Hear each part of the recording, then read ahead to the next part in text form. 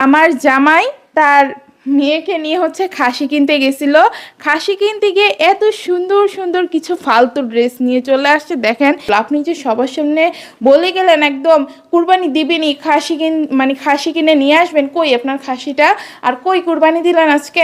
এতদিন তো শুধু মুখে ক্ষমতা দেখাইছে, এরপর একদম কাজে কর্মে সব ক্ষমতা এখন থেকে দেখানো হবে। আর বড় সতীনও আসবে, তো সেই অনুযায়ী আমি সব ব্যবস্থাও নিব। তখন সবগুলোর একসাথে ধইরা আমারে যে 5টা বছরে যেই জ্বালানিগুলা দিছেন সেই জ্বালানিগুলা সবগুলা বাইর করব, আপনাদেরকে উচিত শিক্ষা দেওয়া শুরু করব। তখন মনে রাখেন, এগুলার মানুষের কাছে জানানোর সুযোগ আপনারা পাবেন না। আমি এমন বদনাম করা শুরু করবো, এমন বদনাম করা যে ও যাতে মানুষের কাছে মুখই দেখাইতে না পারে। আমার বাপ আসার পর আমি এটাই বলবো যে আব্বু, ওদের মুখের উপরে মাংস ছুঁইরা মারো। বলতেছি তার সেমিস্টার ফ্রি, যেটা হচ্ছে 1.5 লাখ টাকা দিতে হবে। আমি আমার বাবার বাড়ির সাথে পাল্লা দেওয়ার জন্য তারে বলছি যে আপনি 1,30,000 টাকা দিয়ে আপনি ওটা গরু কিনে নেন। আসসালামু আলাইকুম everyone, welcome back to my another new video. আর গাইস, ভিডিও শুরুতে একটা কথা বলে রাখাই ভালো, এটাই আমার শেষ ভিডিও এই বাড়িতে দাঁড়িয়ে। কারণ আমার বাবা একটু পরে আসতেছে, এসে হচ্ছে আমাকে আমার মেয়েকে নিয়ে যাবে। আর আজকের এই দিনটা একদিন অপেক্ষা করার কারণ হচ্ছে, কি বলবো, গরিব মিসকিনদেরকে নিয়ে কুরবানি দিতে পারে না। এবার আমার বাবা তো কুরবানি দিছে, বলছে যে তাদেরকে তো তাদের হক থেকে বঞ্চিত করে লাভ নাই। মনে করেন যে কুরবানির মাংসটা দিয়ে আমারে নিয়ে চলে যাবে। আর জামাই কালকের ভিডিওতে যেভাবে বাজেভাবে বলছে যে আমি নাকি বলছি কুরবানির গোস্ত ছুঁইরা তাদের মুখের উপরে মাইরা চলে যাবে, যাই হোক, সেটা নিয়ে আমি কিছু বললাম না। কিছু কথা যে এত বানায়া বলে আমার সবার সামনে খারাপ করার জন্য।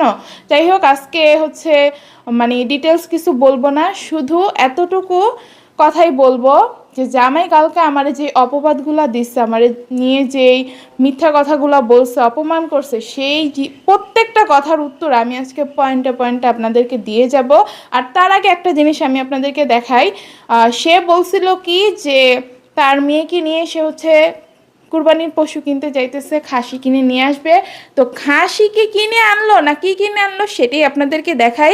এই যে দেখেন গাইস, আমার জামাই তার মেয়েকে নিয়ে হচ্ছে খাসি কিনতে গেছিল। খাসি কিনতে গিয়ে এত সুন্দর সুন্দর কিছু ফালতু ড্রেস নিয়ে চলে আসছে। দেখেন, একটা ড্রেস কোনো জাতের মধ্যে পড়ে? তো কি আর বলবো, শো অফ করার টাইমে, তারপরে বাড়ায় বাড়ায় বলার টাইমে যে কে বেশি বলে, এটা তো এখন আপনার প্রমাণ পাইলেন। একদম মেয়েরে নিয়ে গেছে। আমি না করছিলাম যে বৃষ্টি বাদলার দিন, তারপরে কাদা টাদা, এই রাতের বেলা মেয়েটারে নিয়ে যায়েন না। না, আমার কথা কোনোভাবেই শুনে নাই, মেয়েরে নিয়ে গেছে। মেয়েটাই তো কষ্ট দিছে কুরবানির একটা পশু কিনে আনতে পারে নাই, তারপরে কি সব ফালতু ড্রেস এনে দিছে। আর হচ্ছে আমি নাকি অনেক শো অফ করি, আমি একটা একটা করে সব কথার উত্তর দিব। আমি নাকি অনেক বেশি শো অফ করি, শো অফ করতে খুব পছন্দ করি, হ্যান তেন আরও কত কিছু। তাহলে শো অফটা কে করলো? আপনি যে সবার সামনে বলে গেলেন একদম কুরবানি দিবেনি, খাসি কিনে নিয়ে আসবেন, কই আপনার খাসিটা? আর কই কুরবানি দিলেন আজকে?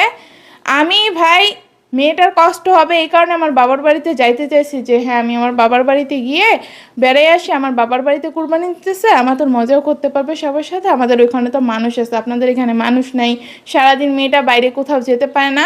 সব কিছু মিলিয়ে তারপরে সে বলছে কি না, যাওয়া যাবে না, কি জানি, আমাদেরকে নিয়ে যাইতে পারবে না, গেলে তুমি একলা যাও। সবসময় এই একটা কথা বললে কার ভাল লাগে বলেন?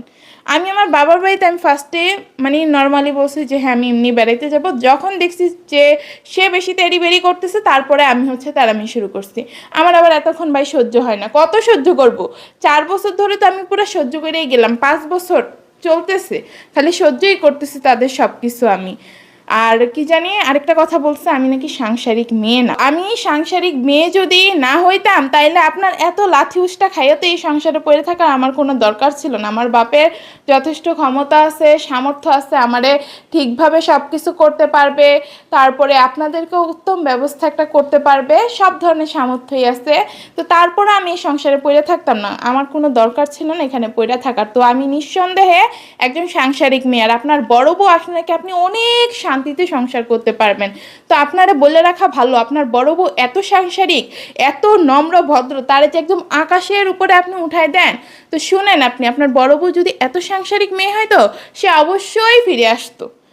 বড় জোর 1 মাস সে তার বাবার বাড়িতে থাকতো, তারপরে যা মানে যাই কষ্ট হোক না কেন ও এই সংসারে ঠিকই ফিরে আসতো। এই সংসার থেকে কখনো গিয়ে 6 মাস বাবার বাড়িতে পড়ে থাকতে পারতো না। এটা কখনো সম্ভব না একটা সাংসারিক মেয়ে বা মহিলার পক্ষে, যে আমি আমার সংসারটা যে ফালাইয়া রয়ে গেছি ওই চিন্তাই তো বাঁচে না যে আমার সংসারটা কিভাবে চলবে, ঠিকভাবে সব কিছু করতে পারলো নাকি, আমার সংসারটা একদম উচ্ছন্নে দিয়ে দিবে, এই চিন্তাই তো বাঁচে না সাংসারিক মেয়ে হলে। আপনি যে আপনার বড় বউরে সাংসারিক বললেন, আপনার বড় বউ মানে এত খারাপ, ওরে না আমি কি বলবো, আপনারা প্রত্যেকটা মানুষই খারাপ, আপনারা প্রত্যেকটা মানুষ খারাপ। আমার একদম জ্বালায়া পুড়ে শেষ করে দিতেছেন। তা আমার এখন আর সহ্য হয় নাই, আমার ধৈর্য সীমা পার হয়ে গেছে দেখে আমি এখন এই সিদ্ধান্ত নিছি যে আমি আমার বাবার বাড়িতে চলে যাব, ওইখানে গিয়ে থাকবো। আমার নাকি বিশাল চাহিদা, বিশাল চাহিদা আপনি পূরণ করতে পারেন না, দিতে দিতে হয়রান হয়ে যাইতেছেন, আপনি একটা স্টুডেন্ট মানুষ, আমি নাকি আপনার উপরে সব কিছু চাপাই দিতেছি, অথচ আজ পর্যন্ত কোনো কিছু একটা নিচ থেকে আবদার করলাম না, যা একটা এসির আবদার করলাম সেটার খোটা দিতে দিতে একদম শেষ করে ফেলতেছেন, দুনিয়ার সব মানুষরা জানে। তো যাই হোক, আমি আমার বাবার বাড়িতে যাব, আব্বুতে এসে আমারে নিয়ে যাবে। তারপরে হচ্ছে আপনারা তো আমি জানি উল্টাপাল্টা করবেন, আর বড় সতীনও আসবে, তখন সবগুলার আমি একসাথে পাবো, বড় সতীন, আপনি, আপনার বাপ মা সব একসাথে পাবো। তারপরে যে এক একটারে কি মজা দেখাবো আমি জানি, সবগুলা মিললে আমার পিছনে লাগবেন তখন। এখন আপনাদের টাকাই কুলায় না, এখন আপনাদের এইটা হয় না, এখন আপনাদের ভালোবাসা উতলায় পড়ে, তখন তো ভালোবাসার মানুষও থাকবে আপনার পাশে, আপনারা যে উল্টাপাল্টা কিছু করবেন সেটা আমি খুব ভালো করে জানি। তো সেই অনুযায়ী আমি সব ব্যবস্থাও নিব, তখন সবগুলোর একসাথে ধইরা আমার এই যে 5টা বছরে যেই জ্বালানিগুলা দিছেন সেই জ্বালানিগুলা সবগুলা বাইর করব, আমি সব বাইর করবো। আর আপনার বড় বউ এত ভালো না, আপনার বড় বউ আপনার ভালোবাসা বেশি পাইতে মন চাইছে তো সতীন আনতে কেন হবে? ভালোবাসা তো আরো অনেক দিক দিয়ে প্রকাশ করা যায়, আরো অনেকভাবে জামাইয়ের ভালোবাসা বেশি বেশি পাওয়া যায়। সতীন কেন আনতে হবে? আরেকটা মেয়ের লাইফ কেন নষ্ট করতে হবে? আর সতীন কেমনে আছে সেটা আপনি জানেন না? কি না করছে আমার সতীন বানানোর জন্য, আমি কি রাজি ছিলাম? আমি ওর এইসব দেখে আমি সহ্য করতে পারি নাই যে ও সতীনের জন্য এত কিছু করতেছে, আমি সতীন হইয়া মিল্লামিশা থাকতে সমস্যা কি, এই কারণে আমি সতীন হয়েছিলাম। আর সেই দয়া দেখানোর মানে ফল আজকে আমি হাড়ে হাড়ে প্রত্যেকটা মুহূর্তে মুহূর্তে ভোগ করতেছি। আর আপনি বলেন আমি উইরা ইসা জুইরা বৈশা আপনার ঘাড়ে বসছি, আপনার বড় বড় সংসার থেকে বের করে দিছি, তাই না? আমি এত খারাপ হলে আমি 4 বছর সংসার করলাম কেমনে? আপনি বলেন যে আপনি নাকি অনেক কষ্টে আমার সাথে সংসার করছেন, আমি নাকি অনেক খারাপ একটা মেয়ে। আমি এখন যেই কাহিনীগুলা দেখাই, আমি 4 বছর ধরে এটা দেখানোরই কথা না, প্রথম 1 মাসে তো আপনারা একদম কি বলে নিশ্চিহ্ন করে দেওয়ার কথা ছিল, আপনাদের অস্তিত্বই শেষ করে দেওয়ার কথা ছিল। আমি এই 2-3 মাস ধরে আমার পাওয়ারটা দেখে যা করতেছি, শুরুর দিকে তো আমার আপনাদের প্রতি কোনো দয়া মায়া ভালোবাসা ফিলিংস কিচ্ছু নেই আপনাদের প্রতি, তখন কেন আমি আপনাদেরকে দয়া দেখাইতে যাব? আর দয়া দেখাইতে দেখাইতে কেন 5 বছর ধরে সংসার করে যাব? এটার উত্তরটা আমার একটু দিন তো। আপনি আমারে বলেন আমি সাংসারিক মেয়ে না, আপনার বড় বউ সাংসারিক মেয়ে।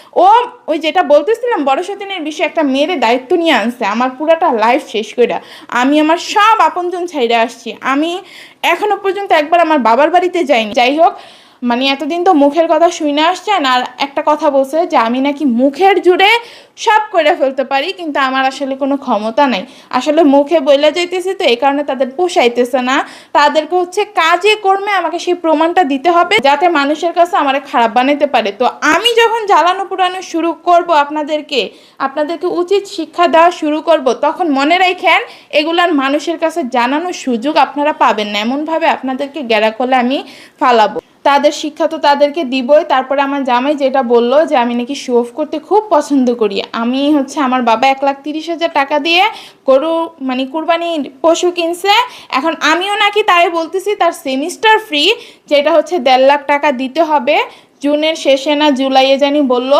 ওই টাইমটার মধ্যে দিতে হবে, লাস্ট টাইম নাকি সেটা। সেই টাকা দিয়ে নাকি আমি আমার বাবার বাড়ির সাথে পাল্লা দেওয়ার জন্য তারে বলছি যে আপনি 1,30,000 টাকা দিয়ে আপনি ওটা গরু কিনেন, আমি শো অফ করি। অথচ আমি কালকেও বলছি যে একটা খাসি কিনা কুরবানি দিলেও তো চলে, যে বাচ্চার ঘর কুরবানি না দিলে কেমন দেখা যায়, আশেপাশে সবাই কুরবানি দিচ্ছে, আমার বাচ্চাটার কি মন খারাপ লাগে না? একটা মা হিসেবে আমার কি খারাপ লাগে না? একটা বাবা হিসেবে কি তার খারাপ লাগা নাই? নাই তাদের কোনো খারাপ লাগা। এই কারণে আমি বলছি কোনো রকম একটা খাসি কিনা কুরবানি দিলেও তো হইতো, কিন্তু সেটাও তো করে নাই। এখানে শো অফের কি আছে ভাই? বাচ্চা কাচ্চার ঘর, তারপরে মানে কুরবানি দিলে মনে করেন যে বিপদ আপদ একটা কম থাকার চান্স থাকে, সব কিছু মিলে আমি বলছি যে কোনো রকম একটা দিলেই হয়েছে, কিন্তু সেটাও তো দেয় নাই, আমার সেটারে বানাইলো কি আমি নাকি তার সুখ সহ্য করতে পারি না, এই কারণে তার সেমিস্টার ফ্রি, তার সামনে বাইক কিনতে হবে, এই সব কিছু হচ্ছে বাদ দিয়ে আমি তারে বলছি আমার বাবার বাড়ির সাথে টেক্কা দেওয়ার জন্য কি জানি একটা 1,30,000 টাকা দিয়ে গরু কিনতে। কি আর বলবো, এত মিথ্যা কথা বলে আমাদের সবার সামনে খারাপ বানানোর জন্য, মানে এই যে কথাগুলো মানে শোনার পর আমার একদম ইচ্ছাই থাকে না যে আমি এই সংসারটা এই মানুষটার সাথে করি। এই কারণে কালকের ব্লগে আমি বলছিলাম যে আমার কোনো প্রকার রুচি নাই যে আমি এই মানুষটার সাথে সংসার করব, না পাইলে এক প্রকার আমি এই সংসারে ছিলাম। যাই হোক, এখন থেকে আর থাকবো না, বাবার বাড়িতে চলে যাব। আর বড় সতীনের কথাটা বারবার বলতে গিয়ে আটকাই যাইতেছে। বড় সতীন একটা মেয়ের দায়িত্ব নিয়ে আনছে। আপনি যদি কোনো একটা মানুষরে দায়িত্ব নিয়ে আনলেন, তখন দায়িত্ব পালনটা ঠিক কেমন হয়, দায়িত্ব জিনিসটা কেমন, আপনার যাই হয়ে যাক আপনি আপনার জীবন দেওয়া হইলো ওই মানুষটার আপনি সেভ করবেন, যেহেতু আপনি তার দায়িত্ব নিছেন, এটাই তো নিয়ম। বড় সতীন দায়িত্ব নিয়ে হচ্ছে আমারে আনছে, একদম আমি যাই করি না কেন বড় সতীন সহ্য করে নিবে। এখন পারলি না সহ্য করতে? আমি তোদের সবার এই জ্বালানি পোড়ানি কেমনি সহ্য করি? তুই আমারে জ্বালাস, তোর বাপের বাড়ির মানুষজন কয়দিন হইলে আমারে জ্বালায়, তারপরে তোর জামাই আমারে কতক্ষণ জ্বালায়, তোর শ্বশুর শাশুড়ি কতক্ষণ জ্বালায়, এতগুলা মানুষের জ্বালানি আমি একলা সহ্য করে এখন এই সংসারে টিক্কা আছি। হ্যাঁ, এখনো টিক্কা আছে। আর তুই নাকি ধইরা নিলাম আমি তোরে জ্বালাইছি, আমি তোরে অনেক জ্বালাইছি, যেটা বলার বাইরে। হ্যাঁ, যেটা বলার বাইরে। আমি একজন মানুষের জ্বালানি তুই সহ্য করতে পারস নাই, কিন্তু দেখ আমি তোরে জ্বালাইছি, তোর শাশুড়ি তোর পাশে ছিল, তোর জামাই তোর পাশে ছিল, তোর শ্বশুর শাশুড়ি তোর পাশে ছিল, সবাই তোর পাশে, এরপরও তুই সংসারে টিক্কা থাকতে পারস নাই। আর আমার পাশে একটা মানুষ নাই, আমি টিক্কা আছি। তো তুই কোন ধরনের মানুষ? তোর জামাই তোরে বলে তুই নাকি সাংসারিক, তুই কত সাংসারিক এটা প্রমাণ তো দিয়ে দিলি। এইখানে এই এক কথাই স্পষ্ট, তোর জামাই তোরা আনতে চায়, তোর পায়ে ধইরা সহ তোরে বলে কান্দে যে তুমি সংসারে আসো, তুই আসোস না। তুই কত সাংসারিক আর কত হচ্ছে স্বামী ভক্ত একটা মেয়ে। তুই আসলে নাকি আমার জামাই অনেক শান্তি পাবে, আমি চলে গেলে সে রক্ষা পায়। আমি সবসময় চলে যাব বলি, কিন্তু আমি কখনো যাই না। তো যাই হোক, একটু পরে আমার বাবা আসতেছে, এই যে আমি রেডিও হয়ে আছে অলরেডি, আপনারা দেখতেই পাইতেছেন। তো আমার বাপ আসার পর আমি এটাই বলবো যে আব্বু ওদের মুখের উপরে মাংস ছুঁইরা মারো। আমি নাকি এইসব কথা বলছে, আমার নামে কী সব মিথ্যা অপবাদ দিচ্ছে। তো আমি এখনো পর্যন্ত কিছু করি নাই, তবে করব। সবগুলোর একসাথে পাবো না, তখন করব। এখন শুধু শুধু আপনারা জ্বালাই আমার কোনো লাভ আছে? আপনারা আপনার মারে, আমার মেন জ্বলনি তো বড় সতীনের উপরে, কারণ বড় সতীনের কারণেই তো আমার আজকে এই দিন দেখতে হয়। আমি আমার বাপ মা ভাই বোন সব ছাইরা আসছি, তাদের সাথে কোনো যোগাযোগ করি না, তাদের বাড়িতে একটা দিন যাই না। কেন, আমার কি মন চায় না আমার বাপের বাড়িতে একটু যাইতে, আমার বাপের একটু দেখতে, আমার মারে একটু দেখতে, আমার ভাইদেরকে দেখতে আমার মন চায় না? তারপরও আমি যাইনি, সব সহ্য করে আমি এই 5 বছরে আইসা ঠেকাইছি, কিন্তু তোর কারণে পারিনি আমি আমার সংসার টিকাইতে। আমার সুন্দর একটা লাইফ নষ্ট করছিস তুই, তোর এমনি এমনি ছাইড়া দিব জীবনে মনে হয়?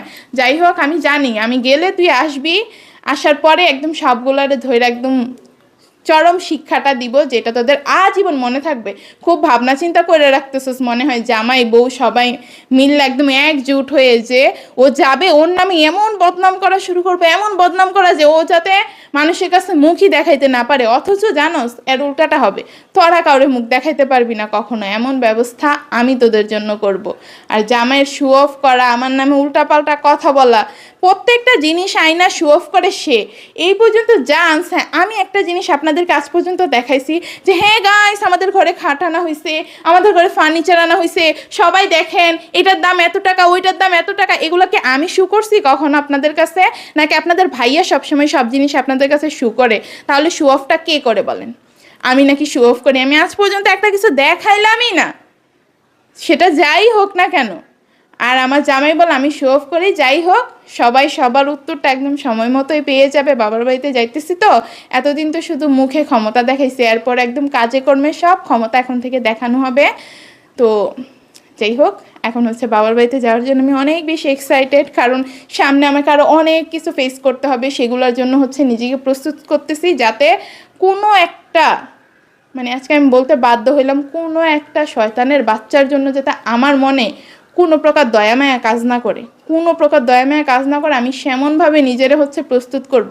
সব মানুষরা আমার চিনা হয়ে গেছে, এই ঘরের প্রত্যেকটা মানুষ কে আমার সাথে কি করছে না করছে সব চিনা হয়ে গেছে। সামান্য একটা এসির জন্য আমি যে খোটাগুলা খাইছি, যে খোটার ভাগিদার হয়েছি, মাত্র এই 5 বছর একটা জিনিসকে আমি আবদার করতে পারি না আমার জামাইয়ের কাছে, সেই অধিকার কি আমার নাই? সেটার জন্য যদি আমার শুনতে হয় আমার জামাই আমার আবদার পূরণ করতে করতে শেষ হয়ে গেছে, তাহলে তো সেখানে আমার কিছু করার নাই। তো যাই হোক, সবাই ভালো থাকবেন। নেক্সট ব্লগ হয়তো বা আমার বাবার বাড়িতে থেকে আপনারা দেখতে পারবেন। এখানে তো আমার লাস্ট ভিডিও আমি বলেই দিলাম, আব্বু আর কিছুক্ষণের মধ্যে হচ্ছে চলে আসবে। তো সবাই ভালো থাকবেন, আমার জন্য দোয়া করবেন, মেয়েরে নিয়ে যেতে ভালোভাবে থাকতে পারি বাবার বাড়িতে। তো আল্লাহ হাফেজ।